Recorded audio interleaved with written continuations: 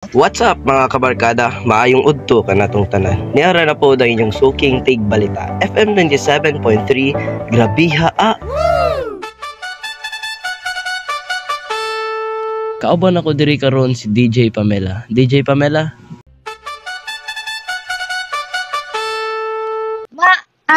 Maayong udto ka natong tanan, labi na sa atong mga suking tig paminaw. Kainit na aron Papa Joe, oy. Grabe jud kainit DJ Pamela.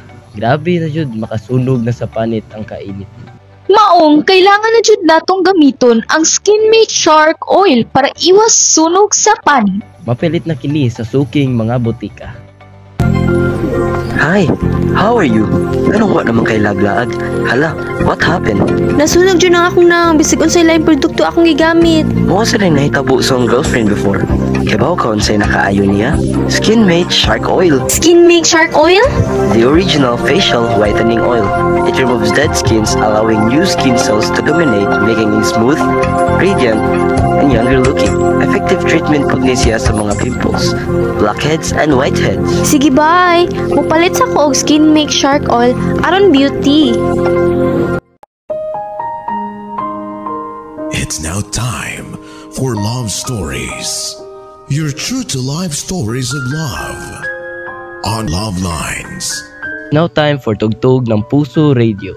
Your true-to-life love stories of love and kabarkadahan love story here at 97.3 FM with Papa Joe. Dear Papa Joe, nakasanayan ko ng magpaasa at magpaibig ng lalaki. Napakasarap sa pakiramdam, may palaging sumusunod sa iyo, palaging binibigyan ka ng lahat. Ngunit hindi ko napagtanto na darating pala ang panahon, Papa Joe, na ako naman ang maghabol. Magandang araw, ako nga pala si Claudine, 17 gulang, maganda, mabait, cute, lovable, playgirl, at laging hinahabol at nililigawan ng mga lalaki. Aray, tumingin ka nga sa dinadaanan mo. Masisira pa tulo... yung uniform mo. Sorry, miss ha? Excuse me. Nagmamadali kasi ako. Teka. Ako nga pala si Claudine. Ano pangalan mo? Miss, nagmamadali talaga ako. Kuya, pwede bang tumabi ka? Ang sungit naman ng gwapong ito. Matangkad, mabango at may maamong mukha nga. Pero ang sungit-sungit naman. Hala, oo nga pala. Late na ako sa klase. Miss Cortez, unang araw pa lang ng semester, huli ka na sa klase ko? Pasensya na, ma'am. May bumangga kasi sa akin kanina. Sige na't umpo ka at tumabi ka kay Ginong yan. Sige po. Ginoong yan? Yan ang pangalan mo? Sungit mo kanina. Hindi mo ipinakilala sarili mo sa akin, kaya sa uulitin. Ako nga pala si Claudine Cortez, ang magiging kabiyak mo sa silid-aralang ito.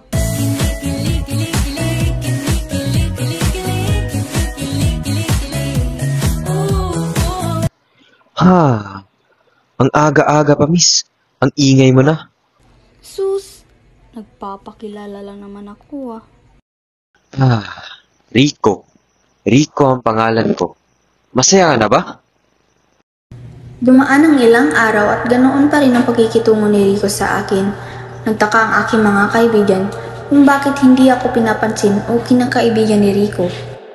Uy, Claudine, ano ba ang ginawa mo kay Rico dahilan kung bakit ang sungit-sungit niya sa'yo? Baka may gusto siya sa'yo kaya hindi ka nang pinapansin. Hindi, imposible. Baka bakla siya. Grabe naman yan, Adriana. Parang di naman yan totoo. Ang gwapo kaya nun. Matangkad pa at lalaking lalaki umasta. Napag-isipan ko na pagpustahan natin siya. Nako, Claudine, hindi ka ba nakokonsensya sa pinaggagawa mo? Laro lang naman yan. Hindi ko naman siseryosohin. Uy, G, ako yan. Magkano pusta? Kapag nahulog siya sa akin, 1,000 piso. Kapag hindi, ililibre ko kayo. Pagka-uwi ko sa bahay, pinanuhan ko na maigi ang mga susunod na hakbang upang magtagumpay ako sa aking planong paibigin ng nag-iisang Rico yan. Sa sumunod na araw, binigyan ko ng munting regalo si Rico. Nilagay ko ito sa lamesa niya para mapansin niya agad. Ilang minuto, dumating si Rico. Takang-taka siya kung kanino galing ang regalo. Claudine, alam mo ba kung sino ang naglagay nito? Sa aking pagkakaalam, may gusto ang babae nagbigay niyan sa'yo. Simula pa sa unang araw ng pasukan, gustong-gusto niya na magpapansin sa'yo. Salamat. Uy, may nagkakagusto sa kanya. Kinikilig ka, no? Manahimik ka nga dyan. Rico, may tanong ako sa'yo. Ano yun, Clau? Wow, tinatawag mo na akong Clau ngayon? Ano bang gusto mong itatawag ko sa'yo? Halimaw? Grabe ka naman sa akin. Biro lang naman. Ano nga yung tanong mo? Rico, paano mo ba malalaman na mahal mo na yung isang tao? Anong tanong ba yan, Clau? Ang lalim naman yan. Pero, sa aking sariling pananaw, malalaman mo na mahal mo na ang isang tao kapag sa lahat ng aspeto ng buhay mo, maging ngayon man, o sa hinaharap, nariyan siya. Ang gusto niya, nagiging gusto mo. Ang ayaw niya, nagiging ayaw mo rin. Nasasali mo siya sa mga pangarap mo sa buhay. Handa kang gawin ang kahit na anuman para sa ikabubuti niya, kahit na masakit ito para sa iyo. Ibig mo sabihin na mahal mo na yung tao kapag lahat ng parte ng sarili mo ay hinahanap-hanap siya at tinatanggap ng buo? Yung lahat tungkol sa kanya yung maganda para sa'yo? Kahit mismong mga imperfection niya, nagiging maganda? Oo naman, kung mahal mo na, tanggap mo na lahat-lahat. Magaganda, ang pangit, ang misteryo, ang ingay, ang payapa, ang magugulo, ang sigurado at ang nakakalito. Sa bawat araw, minuto at sandali, hindi siya nawawala sa isip at puso mo. Para bang inaako niya ang buong pagkatao mo. Tiningnan ni Rico ang aking mga mata habang siya'y nagsasalita. Pero parang hindi lang ang mga itong tinatanong niya, na tila bang inaakit ako ng mga mata niya at sa patuloy na pagtitig niya sa akin, para bang unti-unting pinupukaw ng maririkit niyang mga mata ang aking puso't isipan. Sa bawat segundong lumilipas, naramdaman kong lumalapit ang mukha ni Rico sa akin. Alam ko sa sarili ko na gusto ko na siya. Gustong-gusto ko siya. Gusto kong umiwas, ngunit di ko mapigilan ang aking sarili. Nang nagtagpo ang aming mga mukha, di ko maiwasang mag-isip na sobrang bilis ng mga pangyayari. Ngunit rinandam ko ang malalambot niyang mga labi. Natauhan ako. Umiwas ako sa pagkalapit sa aming mukha. Sinabi ko sa kanya, "Hindi. Malito. Maling-malito." Tumayo ako at dali-daling lumayo nang hinawakan at hinatak niya ako ng pabalik ng mahinahon. "Rico, wag. Malito. Hindi pwede. Hindi maaari." Ano bang problema mo, Clau? Bakit? Sa tingin mo mali ito? Gusto kita. Gustong-gusto kita. Gusto ko ang pagkamasayahin mo, ang pagkamadaldal mo. Lahat, Clau. Lahat ng katingian mo, panlabas at panloob. Ikaw lang, Claudine. Ikaw lang naman ang puso't isipan ko. Kahit mga pangarap ko, nandyan ka. Bawat kilos, bawat isip, bawat plano ko punong-puno ng pagkatao mo, Clau. Ang akala ko nung una ay wala lang itong nararamdaman ko. Ngunit sa tuwing nasisilayan ka ng mga aking mga mata, parang iba. Ibang kaba ang aking nararamdaman. Gusto na kitang kasama sa lahat ng bagay. Pinapaligaya mo, Clau. Sa mga panahong ako'y may pinagdadaanan, nabigyan mo ako ng kaginiwaan, hindi mo namalayan. Gusto kita, Clau. Rico, bawal eh. Bakit? Wala namang masama sa pagmamahalan natin ah. Mahal kita, Claudine. Hindi talaga pwede, Rico. Hindi pwede. Lalo na lumalalim ng iyong nararamdaman. Kailangan na natin tigil to, Rico. Ititigil natin, Claudine, kung mangako kang sasagutin mo ang aking tanong ng tapat. Tiningnan ko ang kanyang mukha at unti-unting tumango, handang sagutin ang kanyang nais na itanong. Mahal kita, Claudine. Kaya hindi kita pagpilitan sa kahit anong bagay na hindi mo gusto. Mahal mo ba ako, Claudine? Sasagutin ko na sana ang tanong ni Rico. Ngunit nadatdan kami ng mga kaibigan ko sa lihim na batis na kami lang ni Rico ang nakakaalam. Niyaya nila ako, kaya sumama na lang din ako. Nakakaramdam na rin kasi ako ng matinding emosyon at nagpaalam na ako kay Rico. Sa susunod na lang, Rico. Sige. Di mo maimbenta ang mukha ni Rico sa oras na yun. Para bang may pagtataka o tanong na bumabagabag sa kanya. Nang makalayo na kami, tinanong ko mga kaibigan ko. Paano ninyo nalaman kung nasan kami? Wala. Napadaan lang kami eh. May narinig kaming kaboses mo nagsasalita kaya chinek namin kung nandito ka ba. Malas nga eh. Ikaw pa talaga nakita namin. Tapos, bakla nga ba siya o hindi?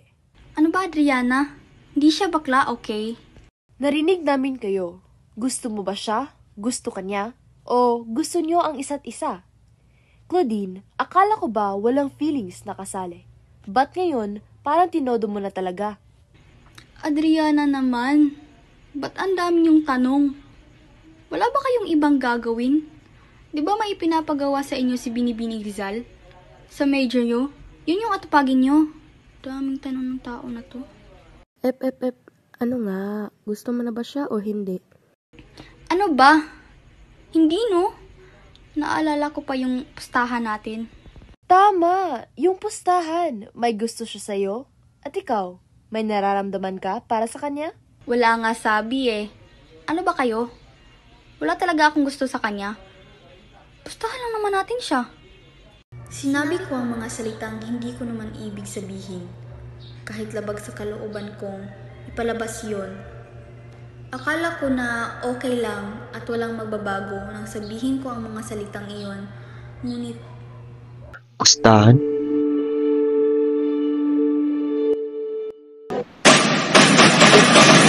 Daghan na ang nagpamatud nga nangaayos sa Santon Plus Herbal Capsule. Nico Abina, 35 years old, San Vicente, Liloan, Cebu. Naimurag ni Buro sa akong gilid sa sulod. Itambagan ko sa among silingan ng mutumba sa Santon Plus.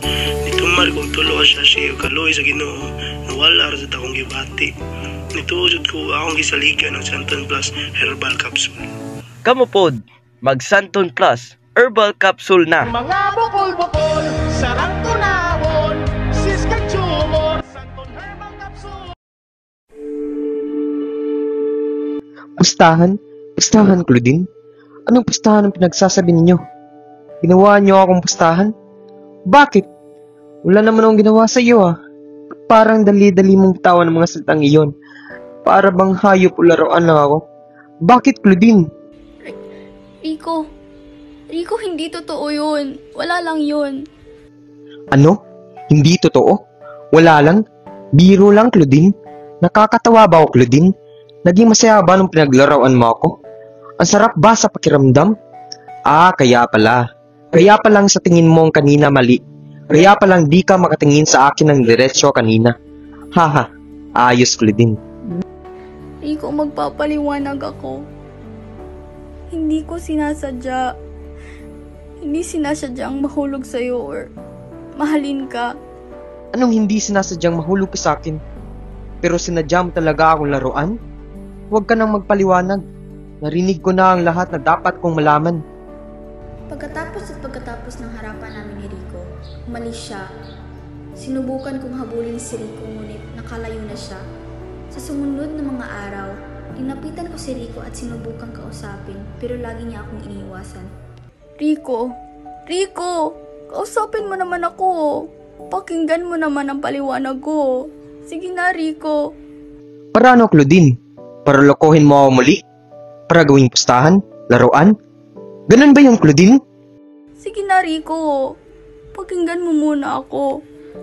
Pagmamakaawa ko sa kanya. Rico, totoo Totoo na nagpustahan kami ng aking mga kaibigan. Gusto naming malaman kung bakit mo ko di kinakaibigan or pinapansin man lang. Pero, totoo rin minahal kita, Rico. Totoo yun. Hindi ko lang nasabi sa'yo kasi natatakot ako. Natatakot ako na kapag sinabi ko sa'yo, nararamdaman ko. Mas lalong lalalim ang pagsasamahan natin. Tapos ka na? Kasi tapos na rin ako. Huwag na tayong magkitang muli, Claudine. At huwag na huwag ka nang lalapit sa akin. Rico naman eh. Umalis si Rico sa harap ko at sinubukan ko siyang habulin, ngunit pinigilan ko na lang ang aking sarili. Siguro nga tama siya. Siguro nga dapat ko na siyang layuan. Umuwi ako sa bahay na luhaan, umiyak at binuhos lahat ng aking nararamdaman. Sa gabing iyon, pinag-isipan ko ng mabuti kung ano ang susunod kong gagawin upang makuha ko muli ang tiwala ni Rico. Alam kong hindi ito madali pero gagawin ko. Gagawin ko para sa kanya. Naghintay ako ng 1 linggo upang masigurado ang aking gagawin. Nang dumating na ang araw na aking hinihintay na kausapin siyang muli, hindi ko mawari ang aking nararamdaman. Habang ako ay naglalakad, nagtagpo ang aming mga mata. Dali-dali kong pinutol ang pagtitinginan namin. Lumapit siya sa akin, na tila ba'y alam niya ang kasunod kong hakbang. Rico, pwede ba tayong mag-usap? Sige, may sasabihin din ako. Rico, paumanhin. Patawarin mo ako sa mga kamalian na aking nagawa. Alam ko na mali yun, pero pinili ko pa rin na gawin sa'yo ko, kaya patawarin mo ako. Minahal kita, Rico. Hindi ko may tatanggi na minahal kita. Hanggang ngayon, mahal pa rin kita. Wala salita ang nakakatapat sa pagmamahal na nararamdaman ko sa'yo. Bigla ko siyang tiningnan sa mata na may namumuong luha. Bigkas ko habang patuloy na pumapatak ang aking luha na may kahihiyan sa aking mukha. Pinapatawad na kita, Claudine. Sa totoo lang, namiss kitang sobra. Sa 1 linggong di natin pag-uusap, napagtanto kong hindi ko kaya. Hindi ko kayang di kita masilayan. Hindi ko kayang di makita ang mga ngiti mo. Hindi ko kayang isipin na umiyak ka dahil sa pangyayaring ito. Mahal din kita, Claudine. Unang tagpo pa lang natin, nabignahanin ako sa iyo. Hindi ko lang pinapahalata kasi akala ko panandalian lang. Paumanhin rin kung napaluha din kita sa mga sinabi ko. Hinalikan ni Rico ang noo ko habang ako ay lumuluha na nakahawak sa kanyang mga kamay. Lumipas ang ilang araw at linggo, naging maganda at masaya ang paggising ko tuwing umaga. Palagi na kami magkasama ni Rico. Sobra-sobra ang ligaya ang aking nararamdaman. Wala na siguro akong ibang hihingin pa, kundi manatili sa bisig niya. Pagkatapos ng lahat ng nangyaring sakit at pagbuhos ng maraming luha, sa wakas ay nanaig ang pagmamahala namin ni Rico sa isa't isa. Unang mansari na pala namin bukas, kaya napag-isipan kong surpresahin si Rico sa kanilang bahay.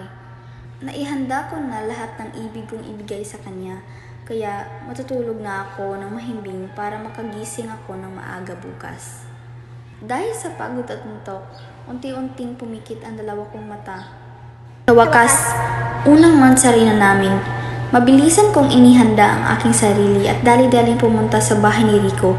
Sisigaw na sana ako ng surprise, ngunit pagbukas ko ng pinto,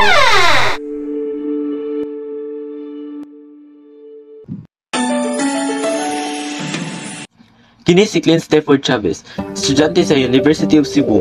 Mentally demanding kayong akong pag-eskwela. Taga-adlaw, adunay consolation of records sa balay, mag-tutor, ug makigduwa sa akong pagumangkon. Maayo gani, gana akong pagkaon og heart email, ug maayo akong tulog sa gabi. Bulahan ko na, anaan niini mag-MX3 pod ko uban sa akong pagumangkon. Ang MX3, murag pagumangkon ako, nagahatag ko kalipay. Mahalagang paalala, ang MX3 capsule ay hindi gamot, hindi dapat gamitin panggamot sa anumang uri ng sakit. Rico? Anong ibig sabihin nito? Bakit may kasama kang lalaki sa kama?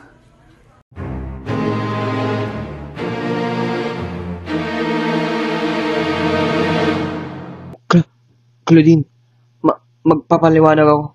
Sumisigaw at nagwawala ako sa sakit. Naramdaman ko, may tumapik sa likod ko at binigkas ang salitang.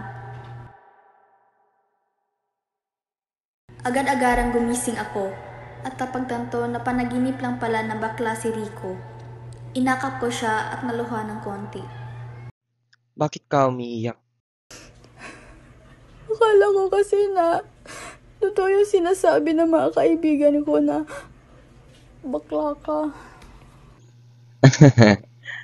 Aamin ba ako sa iyo na mahal kita akong bakla ako? Ikaw lang mahal ko, Claudine. Huwag kang mag-aalala. Ikaw lang, Sinta. Inakap niya ako ng mahigpit at pinapatahan habang siya'y tumatawa.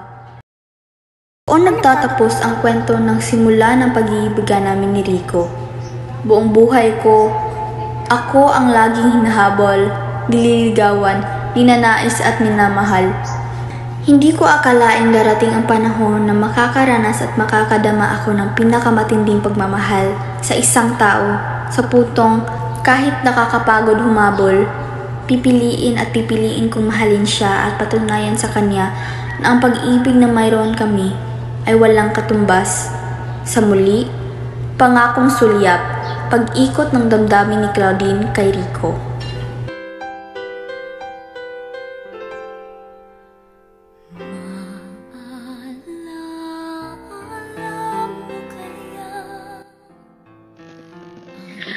Kanindot ba og love story ani Papa Joe, oy? Dako kaayong plot twist sa babay. Lagi, samtang nagbasa sad ko si DJ Pamela na siya kintaon na lalaki man sa diay ang ganahan ni Rico Claudine. Damgura da itong nabayot si Rico, Papa Joy, oy. Correct ka dyan, DJ Pamela. At least, di ba, imo siya gihigugma with all your heart. And what's wrong with being friends with him? Makaingon jud ta noon na we don't really know what's come next, DJ Pamela. Maulagi taon, Papa Joe, oy. Acceptance is the key, Claudine. We should always remember that honest communication is key in navigating such revelations within a relationship. Sakto ba, Papa Joe? Correct ka dyan, DJ Pamela. Mao na to ang istorya nato karon. Salamat sa pagpaminaw mga kasuking tigpaminaw. Once again, ako si Papa Joe. Ug ako si DJ Pamela. Ug nagpaminaw kamo sa true to life love stories of love on Kabarkadahan Love Stories here at 97.3 FM.